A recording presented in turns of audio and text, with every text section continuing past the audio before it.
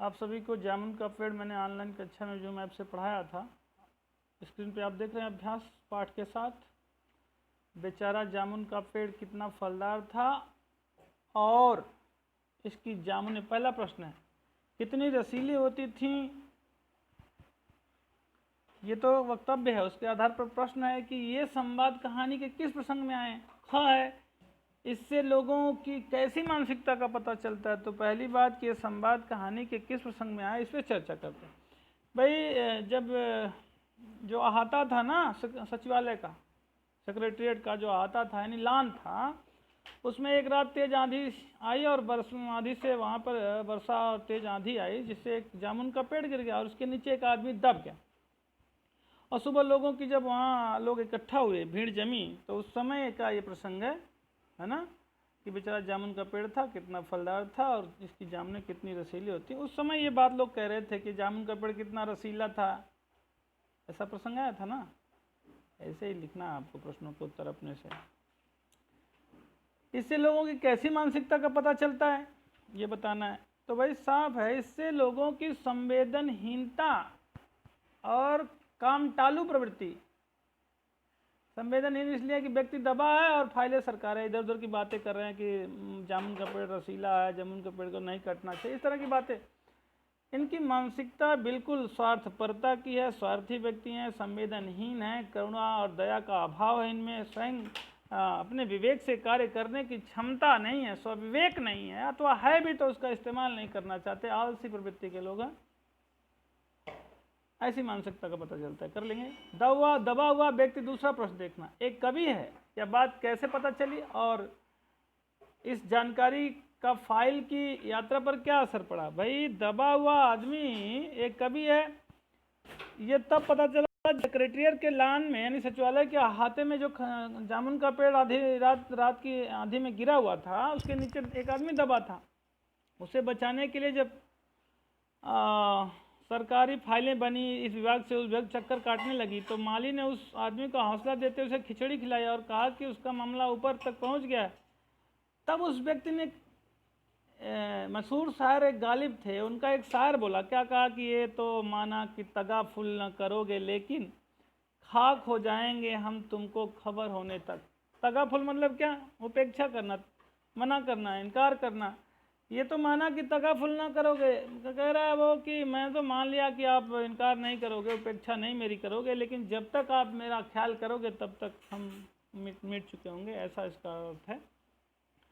और माली उस तब वो पूछता कि क्या आप शायर हैं, माली उससे पूछता दबे आदमी से, तो कहा हाँ मैं सब शायर हूँ। और फिर माली की बात कलर को पहुँचाई। इस तरह सारे शहर में, सचिवालय से पूरे शहर में पहुँच गए, सारे कभी इकट्ठा हो गए। फाइल कल्चर डिपार्टमेंट में भेजी गई, वहाँ भी सचिव वहाँ से आया और उस व्यक्ति का इंटरव्यू लेने आया। फिर अकादमी का, साहित्य अकादमी का सदस्य आया, उसे साहित्य अकादमी का सदस्य बना दिया ना, लेकिन कहा कि मैं तुम्हें वजीफ़ा तो दिलवा दूंगा, लेकिन ये फाइल वन विभाग को भेज देता हूँ, ये काटने हटाने की अनुमति उनकी, हमारा तो कलम का काम है ना, फॉरेस्ट विभाग इस काम को करेगा। इस तरह आप देख पा रहे हो कि दबा हुआ एक आदमी कवि है, यह पता चला ना। इसकी जानकारी, इस जानकारी का फाइल की यात्रा पर असर पड़ा कि वो फाइल और लंबी हो गई ना। ठीक है, फिर उसको हार्टिकल्चर विभाग को भेजा गया, फिर वन विभाग को, फिर वो पूरी कहानी आप पढ़े हैं, इस तरह आप लिख सकते हैं। कृषि विभाग वालों ने मामले को, हार्टिकल्चर मतलब उद्यान कृषि विभाग जो होता है उसे कहते हैं हार्टिकल्चर को, सौंपने के पीछे क्या तर्क दिया भाई। उसने कहा कि देखो ये हम वन विभाग ने कहा, कृषि विभाग वालों ने कहा कि हार्टिकल्चर डिपार्टमेंट को इसलिए सौंपते हैं कि ये फलदार पेड़ का मैटर है और हम इसे नहीं कर सकते, ये हमारे अधिकार क्षेत्र से बाहर है।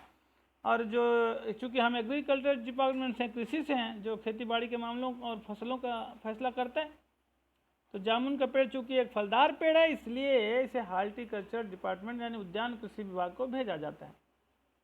ठीक है ना, ये तर्क दिया। प्रश्न नंबर चौथा, इस पाठ में सरकार के किन किन विभागों की चर्चा की गई और पाठ से उनके कार्य के बारे में क्या अंदाजा लगता है।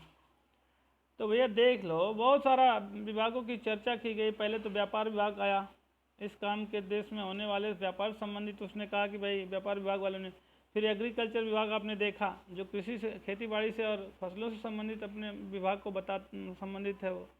फिर हार्टिकल्चर उद्यान विभाग है, जो फलदार वृक्षों के देख रेख रख रखाव का कार्य करता है। फिर मेडिकल विभाग है, जो चिकित्सा, शल्य चिकित्सा, दवाई आदि से संबंधित है।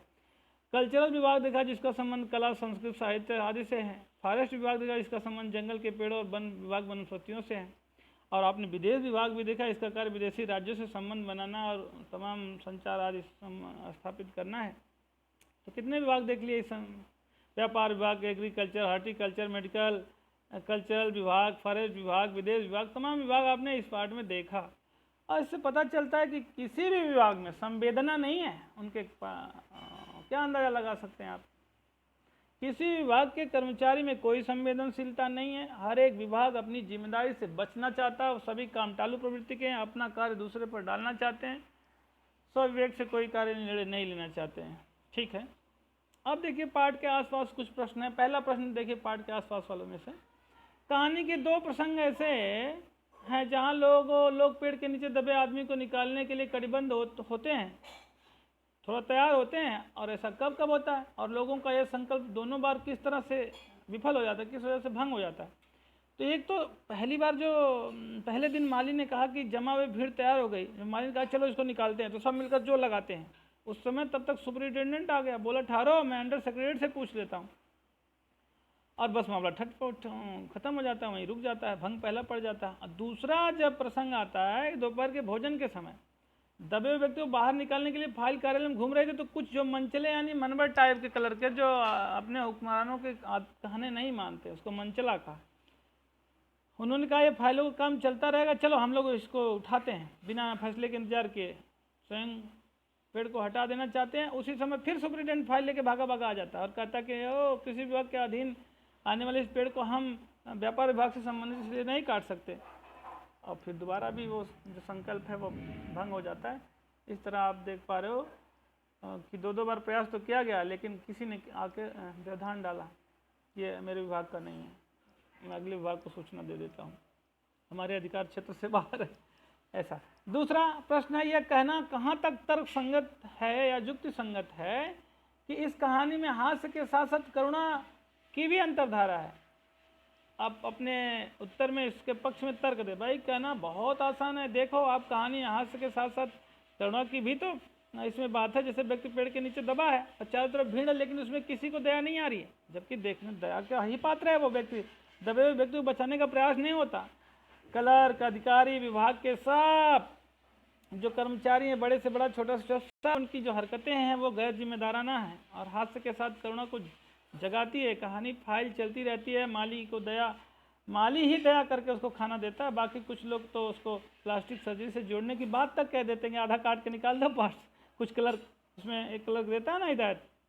इस तरह संवेदनहीनता है, वो कितने निष्ठुर हैं। और वो आदमी करुणा पूर्ण कहानी में उसका मौत मतलब आने को है, वो जान जाने को कितने दिनों से दबा, फिर भी कल्चर विभाग का सचिव उसे अकादमी का सदस्य बनाता और मिठाई भी मंगाता है, परंतु उसे बचाने का प्रयास नहीं करता। यह देखो करुणा की कहानी है। देश के संबंध के नाम पर आम आदमी की बलि चढ़ाई जाए कि उस जो विदेश से कौन सा देश था भाई, उस नाम याद कर लो आप लोग, उससे संबंधित है, उस देश के लोग आए थे, उसका पेड़ को लगवाए थे, तो अब उसके याद में था तो कैसे करें, है कि नहीं।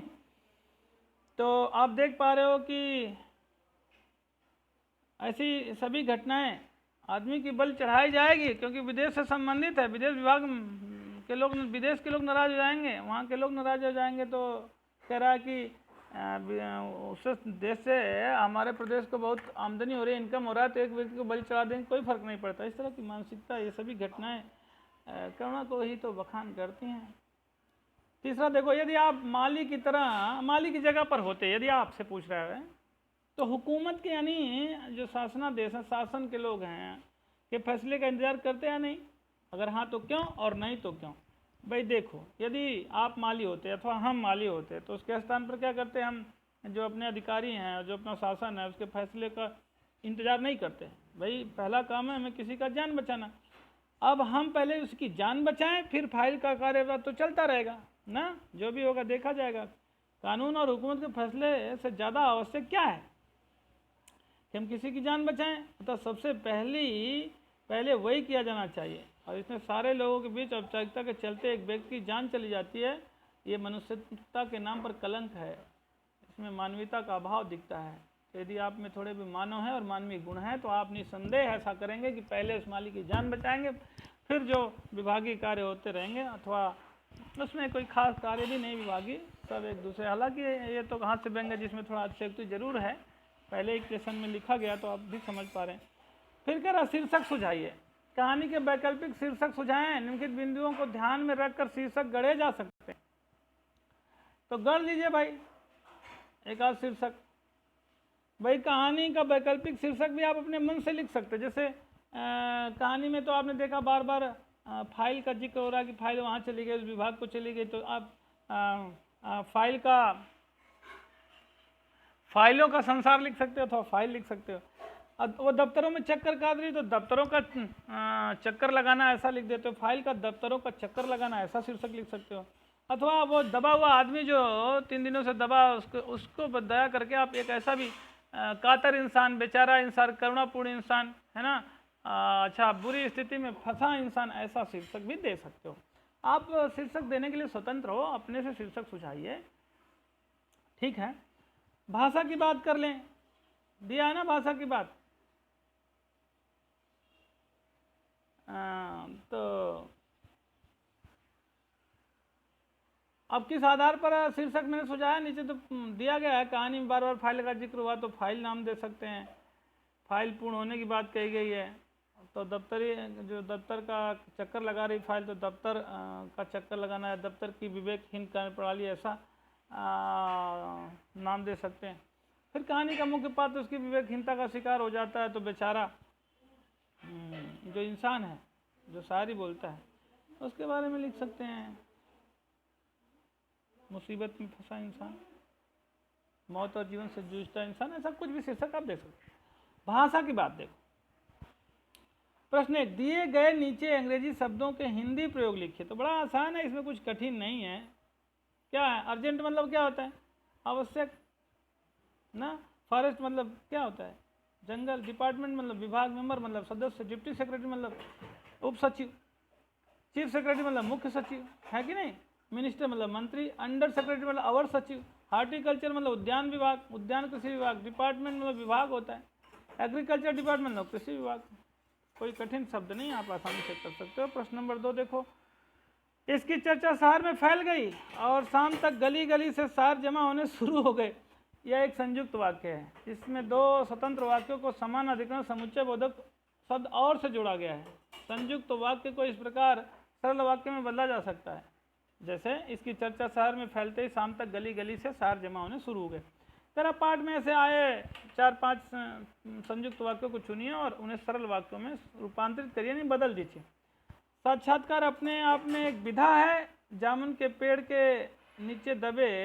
तीसरा प्रश्न है, आदमी की फाइल बंद होने मृत्यु के लिए जिम्मेदार किसी एक व्यक्ति को काल्पनिक साक्षात्कार करें और लिखें। तो देखो ये संयुक्त वाक्य आपने क्लास 10 में पढ़ा होगा, जब वाक्य के रचना के आधार पर 3 भेद पढ़ाया गया होगा, तो उसमें सरल वाक्य, संयुक्त वाक्य, मिश्रित वाक्य। तो आपसे संयुक्त वाक्य कह रहा है। संयुक्त वाक्य होता है जिसमें 2 साधारण या सरल वाक्य को समानाधिकरण समुच्चय से जोड़ा जाता है। समानाधिकरण समुच्चय बोधक शब्द को सुन लो, तथा, अथवा, लेकिन, परंतु, है ना, और तथा आदि ऐसे समानाधिकरण समुच्चय हैं। 2 सरल वाक्यों को जोड़ते हैं जो स्वतंत्र वाक्य होते हैं। ऐसे 2 स्वतंत्र वाक्यों को जोड़ने वाले जो समानाधिकरण समुच्चय बोधक शब्द होते हैं, उनसे जोड़कर आप जुड़े हुए 5 वाक्य ढूंढ लीजिएगा और वाक्य से बना के लिख लीजिएगा, ठीक है।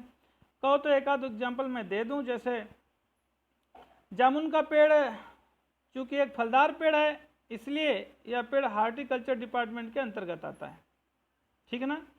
ये तो है